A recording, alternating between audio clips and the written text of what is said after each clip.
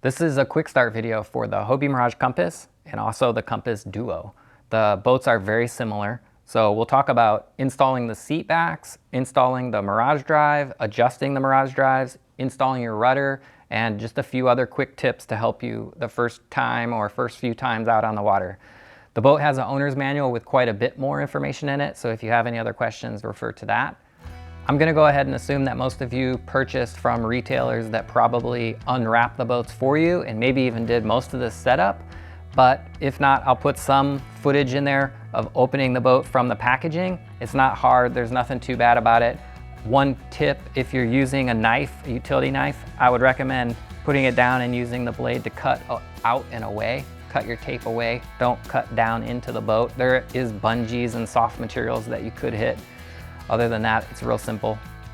So to install the rudder on the Compass or Compass Duo, the screw that we'll need to attach it is already assembled. So we'll actually take a Phillips head screwdriver, we'll back this screw out of the injection molded nylon. We'll put this rudder up into place and get it to seat with the rudder drum that's on top of the boat. And one thing to note, this has to go all the way up to where this flange is flush against the hull, but also this key fits into a key here. So we want the drum to be in the same orientation. If it's turned to the left, the rudder has to be turned to the left in order for it to seat up inside there. So we can start by kind of moving the drum out of the way, making sure that pushes all the way up there. And we get a feel for where that is. And this rudder drum is pretty tight because the rudder lines are so tight, which is going to be a good thing later on. You want that whole system to be nice and tight.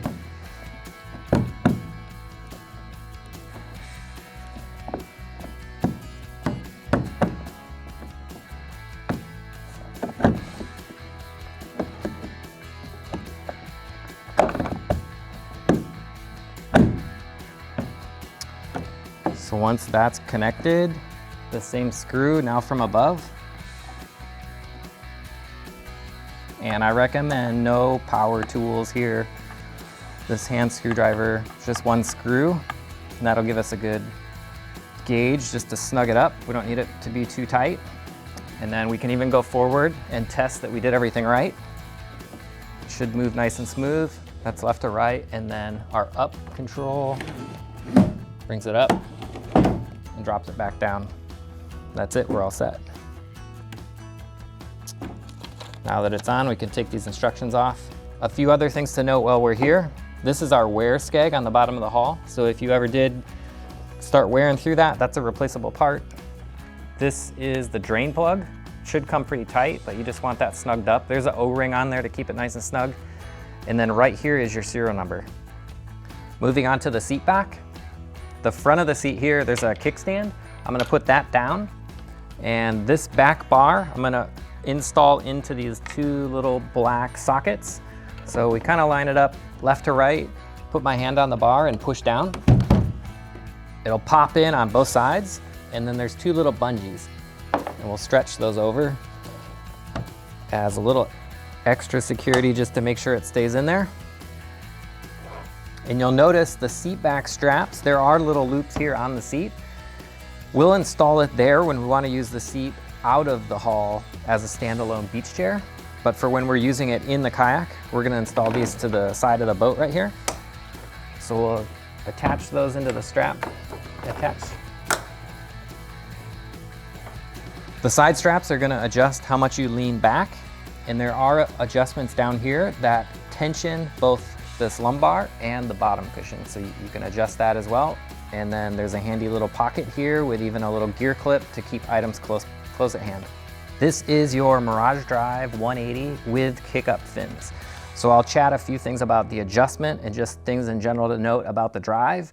But when I go to install it, the first thing you'll know, the cassette well may be in the MirageDrive well. And to get that out, the click and go knobs, I'm gonna pull the heads of these back towards the seat, and then I can pop this out. And when I popped it out, it made a click. That's resetting itself. So we can set the cassette well aside, and when I install the drive into the boat, it'll lock in and click automatically. So it's securely attached to the boat now and it's ready to be used. In general, longer legs, you'll put the drive further forward. But ultimately what you're looking for is similar to a bike. You want your knees to go almost straight, but not locked completely straight. So if it's too close to you, it'll just feel too cramped. Too far away, it'll feel like you're reaching to get a full pedal stroke. And this may change throughout the day, depending on how much you're kind of sitting upright or slouching in the chair, or if you recline your chair, you might find that you need to adjust the drive. If you're spending a long day on the water, you may find that you'll actually be more comfortable just by changing up the length a little bit, just to work a little bit different muscle group. When you do make changes to the length, you just push the gray button in, hold it in, move it to the desired location. And when you let the gray button go, you'll hear a snap when this pin locks back into the next adjustment point. To remove the drive is just like to remove the cassette well. So the click and goes will go back towards the seat. And as I lift the drive up, you can hear a third click. That's resetting itself. So it's ready to be locked in again when I go to use it again. This is a 180 drive, so it's facing forward right now. And to shift, I just pull on the red lever, the fins flip around, and now I'm gonna be pedaling into reverse. And one thing to note about shifting from forward to reverse or reverse back, when your feet are all the way, 1 foot all the way forward, 1 foot all the way back, these fins are actually right up flush against the bottom of the boat. One tip when you do shift from reverse to forward or forward back to reverse, when your feet are together, the fins are straight down. When your feet are totally separated, these fins are right up flush against the bottom of the boat, not adding any draft. But if you notice when I shift, one fin spins clockwise and the other counterclockwise. So if the fins are up flush against the bottom of the boat, one fin is gonna flip down and the other is gonna try to flip up, and it can add some extra resistance to your shifting. So the first few times it might be good to keep your feet pretty close together, and that way there's no extra resistance there. And once you get the hang of it, you'll notice that a little bit of movement off the bottom of the hull makes that shift happen. And then you can even make a short stroke. You know, once I've shifted, then I can actually take a short flutter stroke and back out of a shallow area, which is really neat. The kick-up fin feature on this drive is ready to go out of the box. And what it does is if I were to impact the bottom, this fin can snap away. And then to fix it, all you have to do is keep pedaling. Because when you pedal, this fin actually wants to drive itself forward and it'll lock back into place automatically. There are some adjustments for the kick-up. This little black screw, it's a Phillips head adjustment. What that does, if I kick the fin up, there's a little recessed notch. So if I tighten this screw, it'll make it harder for them to break away, but also a little bit harder for them to lock back into normal position. So over time, you know, they're gonna be nice and stiff when you get the boat. And over time, you might notice that they loosen up a little bit, and it's a personal preference. I personally like them to be pretty loose. So even if I hit, you know, seaweed or kelp in the ocean, they'll sometimes break away and I'll just clean that stuff off. But some people like them to be locked into position and not break away so easy. When you make adjustments to the screw, make sure that the fin is broke back so there's no resistance on it. Make your adjustments, then put it back, kind of test it out. So don't screw this in tighter with the fin locked in the down position. Other than that, the drive's all set, ready to go. It's marine grade stainless steel. If you use it in salt water, it's a good idea to rinse it off in fresh water. We have some Hobie lube that's not a bad idea to put on the drive every now and then, but other than that, the water usually flushes everything out of there and keeps it nice and clean, and then just a rinse with fresh water when you're done. The setup for the Compass and the Compass Duo is very similar. The rudders, they install identically on both hulls. The seat backs are the same seat back and they install the same way. The Duo does come with just one paddle, but you can put it on either the left or the right-hand side of the boat. The Duo comes with two drives, one that is a 180 and one that is a GT. These are both great drives. They're both kick-up fins. They're both fully adjustable, and it's interchangeable which drive goes in which part of the boat. If it were me, I would put the 180 with the more experienced user. So if I was taking a friend out and I had them in the front of the boat and I was sitting in the back, I would take the 180 into the back with me. I've done river trips with my wife. She usually sits up front.